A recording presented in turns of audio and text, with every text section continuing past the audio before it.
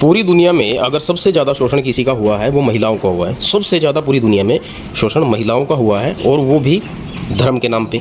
और सबसे ज़्यादा पूरी दुनिया में धार्मिक महिलाएं ही हैं। अब इसकी समस्या ये है कि इनको आप अपने तरीके से नहीं समझा सकते। किसी महिला को इनको समझाया जा सकता है, बट इनके तरीके से इनको कुछ अलग सपने दिखा के समझाया जा सकता है, भूत प्रेत की बात दे के समझाया जा सकता है, चमत्कार से समझाया जा सकता है। इनको आप साइंटिफिक तरीके से नहीं समझा सकते।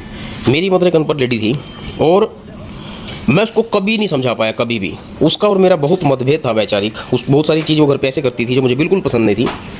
मैं कोशिश करता उसको समझा सकूँ, बता सकूँ, बट उसने मेरी बात कभी नहीं सुनी, कभी नहीं मानी। इवन एक सिंगल काम ऐसा नहीं किया जो मुझे लगता था कि करना चाहिए उसने किया हो, और जो वो करती थी मुझे वो पसंद नहीं था। चली गई इस दुनिया से, लेकिन उसने कभी मेरी बात नहीं मानी। आप अंदाज़ा लगा लीजिए, मैं 3 मास्टर डिग्री कर चुका हूँ, 3 बैचलर डिग्री कर चुका हूँ।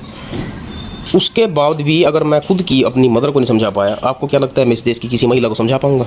कोई पॉसिबिलिटी नहीं है, समझा नहीं सकता। मैं अपने तरीके से नहीं समझा सकता। अगर मैं समझाने पे आऊँ तो उसी महिला के तरीके से अगर समझाऊँ तो मैं उसको 10 सेकंड में समझा सकता हूँ, लेकिन वो मैं नहीं समझा सकता। वैसे उस तरीके से मैं नहीं कर पाऊँगा वो चीज़।